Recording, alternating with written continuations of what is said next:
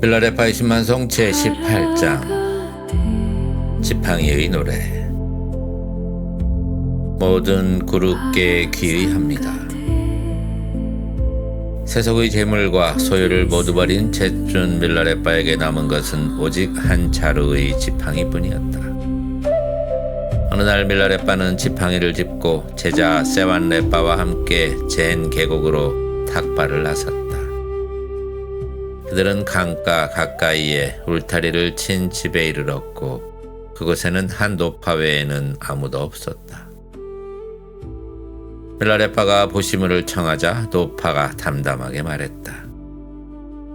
나는 가진 것 없는 가난한 노인입니다. 하지만 저 밭 건너편에 가면 상추 바르라는 부자가 살고 있으니 그에게 가보십시오.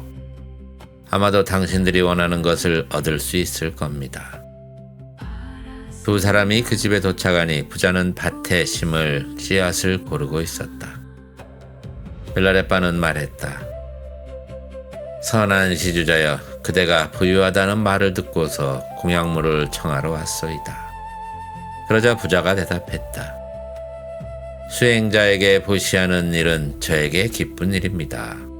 하지만 당신이 참다운 수행자라면 만물의 상징적 의미를 꿰뚫어보고 그것을 통해 법을 설할 수 있어야 하지 않겠습니까?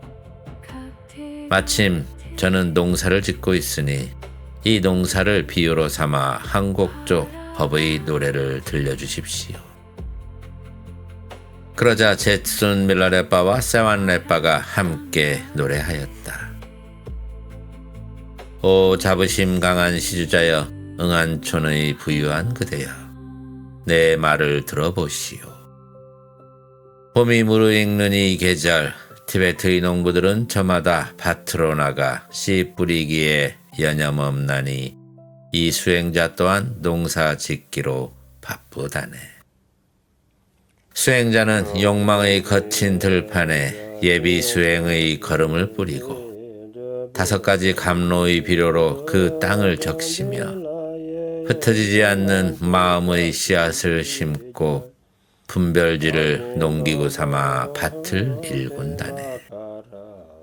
불의의 황소를 멍에에 메워 지혜의 쟁기를 끌게 하고 계율 살피는 마음을 콧돌에 삼으며 흐트러짐 없는 정진을 허리띠로 삼는다네. 부지런함은 회초리요 숙련은 곱비라. 방편의 지혜는 굴레가 되어 이 모든 수행 가운데 보리의 싹이 자라난다네. 하여 때에 이르면 반드시 열매 또한 이으리. 그대는 한 해 농사를 짓지만 수행자는 영원을 경작한다네. 수확의 날 그대는 추수를 자랑하겠지만 마지막에는 누가 더 큰 기쁨을 얻을 것인가. 농사의 노래로 비유했나니 자부심 강하니여, 오만함을 내려놓고 기쁜 마음을 내어보시오. 널리 공양을 베풀어 스스로를 위한 공덕 쌓기를. 부자는 다시 물었다. 수행자여, 당신 손에 들린 그 지팡이는 무엇을 뜻합니까? 아이들의 장난감이라도 되는 것입니까? 아니면 정신 나간 사람들이 의지하는 물건입니까? 대체 그것은 무엇을 위한 것인지 들려주십시오. 그러자 빌라레파가 말하였다. 들어보시오, 호기심 강한 시주자여. 그대는 내가 누군지 아는가? 나는 수행자 빌라레파, 고행의 길을 따르는 사람이라네. 나는 힘과 인내를 갖춘 수행자, 세속의 한계에 묶이지 않은 사람이라네. 내 손에 들린 이 지팡이는 커다란 바위 옆에서 자라났고 낫으로 베어져 세상에 나와 들짐승들의 벗이 되었네. 이 지팡이는 남쪽 네팔에서 온 것으로 나는 그 위에 대승의 경전을 매달았고 장터에 갈 때에도 늘 함께 하였네. 신심 깊은 시주자가 내게 바친 것이니 이것이 바로 내 지팡이의 내력이로다. 하지만 그대 그 뜻을 모른다면 이제 잘 들어보시길. 뿌리 가까이에서 잘린 굵은 끝은 윤회의 속박 끊어냄을 상징하고, 끝으로 갈수록 가늘어지는 부분은 모든 의심과 혼란 끊어냄을 뜻하네. 두자 남짓한 길이는 수행자가 갖추어야 할 두 가지 공덕인 대지혜와 대자비를 상징하고, 곧고도 질긴 그 성질은 본래 마음의 성품이 온전하고 견고함을 뜻한다네. 은은한 갈색 빛깔은 본래 마음의 조화로움을 나타내고, 고두면서도 유연한 모습은 그릇됨 없는 수행과 헌신을 상징하네. 표면에 새겨진 작은 마디들은 보리의 길이 점차 완성됨을 뜻하고, 네 개의 큰 마디는 사무량심을 나타내며, 세 개의 옹이는 삼신의 부처님을 상징하나니, 그 빛깔이 변하지 않는 것은 근본 진리가 변함없음을 뜻함이라. 휘어져 감싸인 지팡이의 머리는 말과 생각이 미치지 못하는 진실의 모습 드러내고, 희고 빛나는 그 모습은 티끌없이 맑고 깨끗한 법신을 나타내네.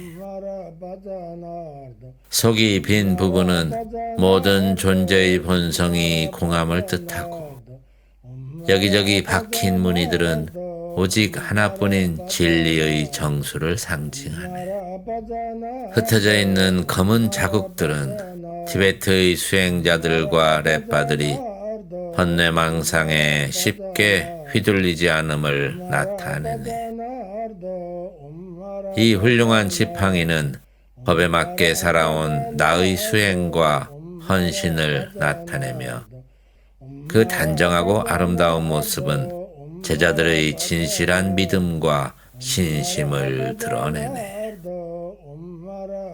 끝에 씌워진 쇠고리는 은둔처에서 수행하는 이들의 굳센 인내를 뜻하고, 구리로 감싼 손잡이는 닦인 이들의 가피와 이끄심을 나타내네. 끝에 박힌 쇠못은 수행자의 용기와 정진을 뜻하며, 매달린 돛쇠 고리는 내면의 공덕이 늘어남을 상징하네.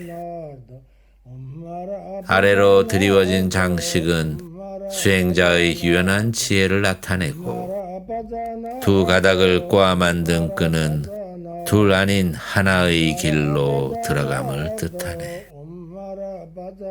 서로 얽혀있는 어미와 자식의 끈은 삼신의 어머니와 만남을 상징하며, 지팡이에 달린 뼈 장식들은 수행자의 끝없는 유랑행을 뜻한다네.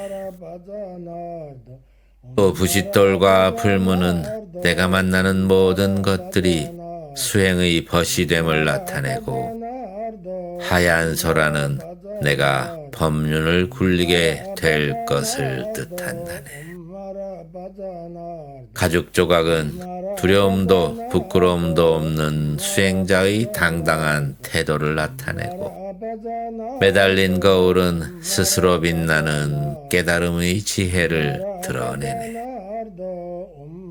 지팡이에 걸린 날카로운 칼은 번뇌와 집착의 고통을 끊어내고자 함을 뜻하며, 수정처럼 맑은 돌은 오염된 습기와 익숙한 습관을 깨끗이 씻어냄을 나타내네. 지팡이에 들이온 상하 사슬은 스승과 제자 사이에 맺어진 인연의 끈을 뜻하고, 주렁주렁 달린 방울들은 널리 퍼져나갈 명성을 상징하네.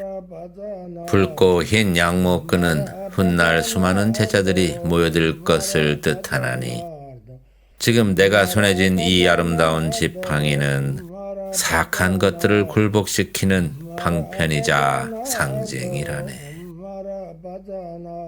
시주자여, 그대가 이 지팡이의 뜻을 묻는 것은 그대 안에 신심과 믿음이 살아있다는 증거. 오늘 우리가 이렇게 만난 것 또한 지난 생에 세웠던 청정한 서원의 인연 때문이라네. 사람들과 하늘의 존재들, 모든 상징을 이해하고자 하는 이들을 위해 나는 지금 이 지팡이의 노래를 불렀나니 그 뜻을 공경히 여기고 그 안에 담긴 법의 가르침을 깊이 새기려무나. 시주자여, 그대가 부디 법을 실천하여 더 없는 행복 얻기를 바라노라.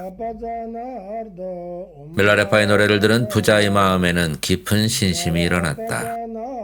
그는 밀라레파의 발 앞에 엎드려 절하며 말했다. 위대한 스승이시여, 오늘부터 목숨이 다하는 날까지 제가 당신을 모시겠습니다.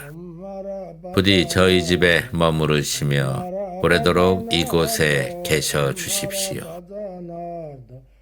그러나 밀라레파와 세완레파는 고개를 저었다.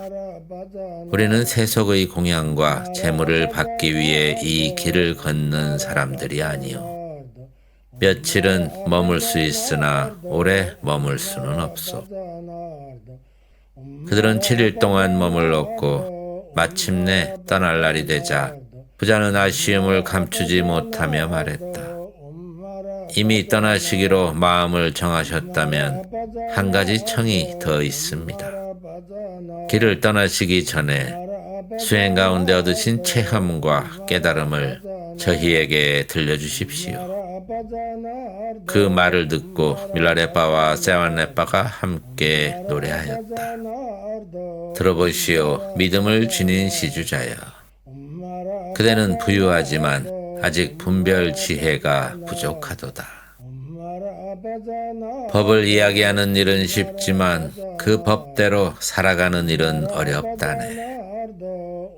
세상 사람들 모두 법을 배우고 싶다고 말은 하지만 정작 소중한 시간을 헛되이 흘려보내기 마련이라네. 마음속으로는 늘 이제 수행해야지, 이제 법을 실천해야지 생각하지만 세월을 물처럼 흘려보내고 삶은 어느새 저물어 가네. 그러니 지금 여기에서 수행의 길 시작해야 한다네. 깊은 산속의 맑은 샘물은 병든 몸을 낫게 하지만 산새와 들새만이 그 물에 닿을 수 있나니 골짜기의 짐승들은 그 물을 마실 수 없네. 하늘에서 떨어진 돌로 벼린 칼은 적을 무찌르는 뛰어난 무기지만 그것을 휘두를 수 있는 이는 강한 코끼리뿐 어린 코끼리는 그 무게조차 감당하지 못하네. 천상의 감로수는 불로장수의 정수라 불리며 몸의 기운을 지켜주는 귀한 약이지만 성스러운 나가르주나 존자만이 그것을 온전히 사용할 수 있었으니 법을 배운다고 하여 누구나 그렇게 할 수 있는 것은 아니라네. 황금 보물 상자는 가난을 물리치고 풍요를 가져다주는 보배지만 월광천자 같은 복된 이만이 그것을 차지할 수 있나니 세상 사람 모두가 그 보배를 얻을 수 있는 것은 아니라네. 깊은 바닷속에 숨겨진 여의주는 원하는 것을 이루어주는 신비로운 보배지만 그것은 용왕의 것이지 땅 위를 사는 사람들의 것이 아니라네. 환희천의 궁전은 참으로 장엄하고 아름답지만 아상가 존자와 같으니만이 그곳에 다다를 수 있나니 누구나 그 모습을 볼 수 있는 것은 아니라네. 6 공덕의 묘약은 열병과 모든 병고를 물리치지만 전단양 나무에서 얻어지는 것이지 아무 나무에서나 얻어지는 것은 아니라네. 인과의 법을 따라 쌓는 10가지 선한 공덕은 높은 하늘 세계로 나아가는 길이 되지만 믿음 있는 이만이 그것을 실천할 수 있나니 죄업이 큰 자들은 쉽게 그 길에 들지 못한다네. 스승의 구전 가르침은 위없는 깨달음으로 이끄는 길이지만 인연과 그릇을 갖춘 사람만이 듣고 받아들일 수 있나니 수행의 인연이 없는 자에게는 그 기회조차 좀처럼 찾아오지 않는다네. 구전으로 전해 내려온 귀한 핵심 가르침은 한 생애에 부처의 길로 들어서게 하는 지름길이지만 굳은 뜻을 세운 사람만이 그 길을 끝까지 걸을 수 있나니 그대처럼 즐거움만 쫓는 사람은 그 길 따르기 어렵다네. 배고픔은 음식으로 채울 수 있고 가난은 재물로 덜어낼 수 있으며 넉넉한 살림 또한 부지런하고 지혜로운 사람이라면 머지않아 그 뜻을 이루게 되지만 인색한 사람은 그 많은 재물 속에서도 결코 참된 즐거움을 누리지 못한다네. 보시는 사람이 자랑할 만한 공덕이나니 응안촌의 부자여 그대는 그 공덕을 지녔도다. 그러나 세상의 모든 부자가 그대처럼 베풀 줄 아는 것은 아니라네. 나밀라레빠와 제자 세완레빠는 지난 생에 세운 우리 서원의 인연으로 그대의 집에 머물게 되었나니 이곳 젤룬 응안촌에서 7일 동안 참으로 즐겁고 뜻깊은 시간을 보냈나니 이제는 다시 길을 떠나야만 한다네. 그대와 가족들 모두 건강하고 장수하기를. 그러고 나서 밀라레빠가 말했다. 그대는 내게 음식과 잠자리를 내어주었고 나는 그대를 위해 법을 설하였나니 이 인연은 결코 가벼운 것이 아니다. 언제나 법을 공양하고 법을 듣는 것을 기뻐하며 굳은 믿음을 지닌 사람은 미래의 삶에서 본래의 지혜가 싹틀 씨앗을 마음속에 심고 있는 것과 같다. 또 이렇게 바르게 서원을 세운 사람은 굳이 많은 가르침을 들을 필요도 없고 오랜 세월 동안 스승 곁에 머물 필요도 없다. 바깥의 인연과 마음속 씨앗이 서로 만나기만 하면 비록 한때 길을 잃는다고 하여도 그 서원의 힘으로 마침내 다시 바른 길로 들어설 것이기 때문이다. 그러므로 무엇보다 중요한 것은 믿음과 간절함이라 할 수 있다. 요즘 사람들은 공덕을 쌓으려 하지 않기 때문에 다른 이들의 공덕은 보지 못하고 자꾸 하찮은 허물만 찾아내려 한다. 그러나 만약 그대가 나를 믿는다면 내가 가까이 있든 멀리 있든 무슨 차이가 있겠는가. 오히려 지나치게 가까워지면 익숙함이 생기고 익숙함은 곧 다툼과 실망을 낳기 마련이다. 지금의 그대에게 법을 완전하게 실천하는 일은 아직 쉽지 않을 것이다. 그러니 먼저 자신의 익숙한 생각과 습관을 살펴보도록 하여라. 나 또한 그대를 위해 좋은 서원을 세울 것이니 그대도 나를 기억하며 믿음을 잃지 말도록 하여라. 그대가 지금부터 선한 일을 실천하고 법에 대한 믿음을 지닌다면 훗날 좋은 인연과 바른 조건을 갖춘 곳에 태어나 법을 만나고 수행할 기회를 얻게 될 것이다. 참된 수행자에게는 이곳 저곳을 떠돌아다니는 일이 그리 중요한 것이 아니다. 또 남의 허물을 자꾸 들여다보는 사람은 대개 자신의 어리석음을 보지 못하는 법이다. 세상 사람들은 자기 고향이 가장 좋다고 여기고 크고 화려한 법회를 좋아하지만 실은 그렇지 않단다.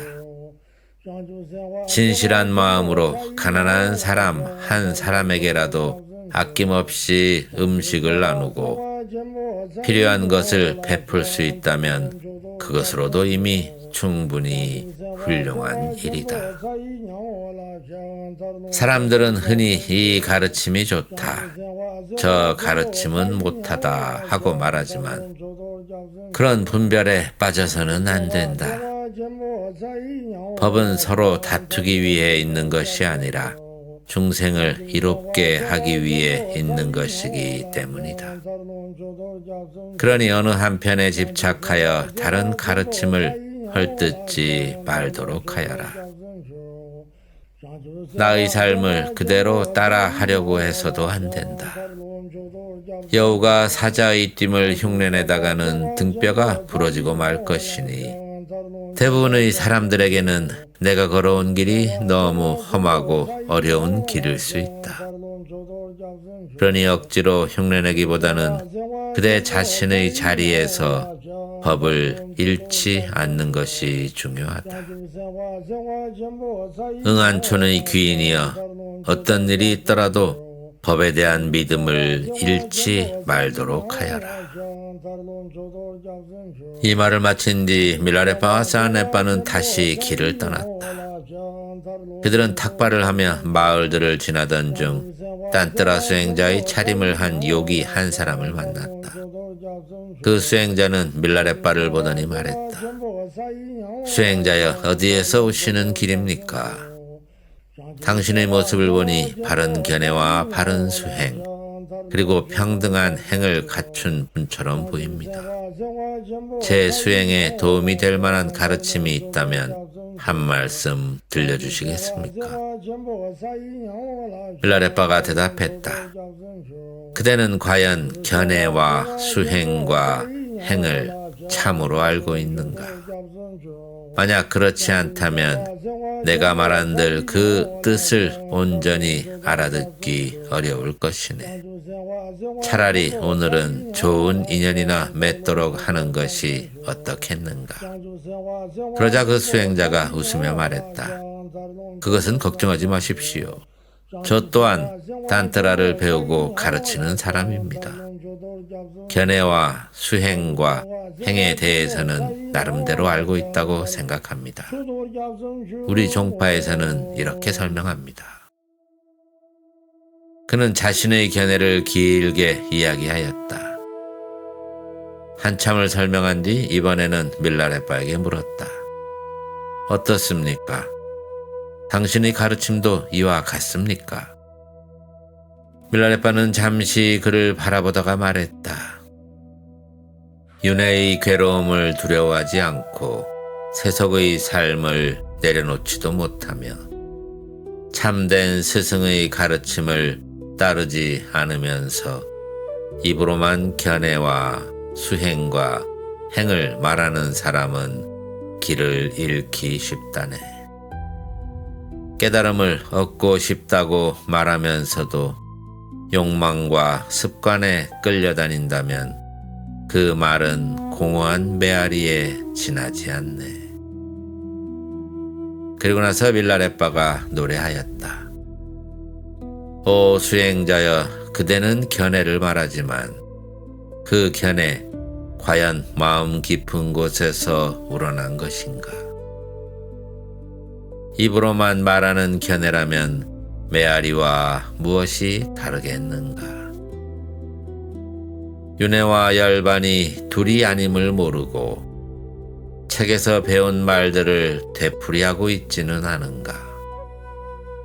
수행을 이야기하지만 그 수행이 과연 집착을 끊고 있는가? 아니면 수행이라는 이름 아래 또 다른 욕망을 키우고 있지는 않은가. 행을 말하지만 그 행과 법이 하나 되어 극단을 떠나 하나 속 둘의 진리를 체득하였는가. 아니면 세상 사람들에게 수행자로 보이고 싶어하는 마음인가. 삼매에 들었다 말하지만 그 고요함이 참된 본성에서 나온 것인가. 아니면 생각이 잠시 멎은 틈을 깨달음이라 착각하는 것은 아닌가. 신통과 감흥을 자랑하지만 마음속에 아직도 명예와 칭찬을 구하는 마음이 있지는 않은가. 남을 가르치려 하기 전에 먼저 자기 마음을 길들이는가. 남의 허물을 보기 전에 먼저 자신의 허물을 보는가. 수행자여, 만약 마음을 다스리지 못한다면 아무리 높은 견해를 말해도 그것은 허공에 그린 그림과 같고, 만약 번뇌를 지우지 못한다면 아무리 많은 가르침을 알아도 그것은 입술 끝의 말에 지나지 않는다네. 그러므로 먼저 자기의 마음을 살펴보게나. 마음을 살피는 그 한 가지가 수많은 말보다 더욱 귀하다네. 이 노래를 들은 겐종의 교사는 깊은 신심과 확신을 일으켰다. 그는 감탄하며 외쳤다. 아, 참으로 경이롭습니다. 그리고 밀라레빠의 발 앞에 엎드려 예배한 뒤 스승을 자신의 거처로 청하여 공양을 올리고 제자로 받아주시기를 간청하였다. 밀라레빠는 그가 깊은 인연을 지닌 제자임을 알아보고 그의 청을 받아들였다. 그리하여 세 사람은 함께 랍치 설산으로 향하였다. 그 후 그는 밀라레빠로부터 관정과 구전 가르침을 받고 수행의 핵심 요결을 전수받았다. 그는 가르침에 따라 한결같이 수행하여 마침내 큰 성취를 이루고 완전한 자유의 경지에 도달하였다. 그리하여 밀라레빠의 마음의 아들들 가운데 한 사람이 되었으니 그가 바로 후일 겐종 땜빠 정추 겔보라 불린 위대한 제자이다. 이 장은 밀라레빠가 젠룽 계곡에서 부른 지팡이의 노래와 훗날 마음의 아들 가운데 한 사람이 될 겐종 땜빠와 맺은 인연에 대한 이야기이다.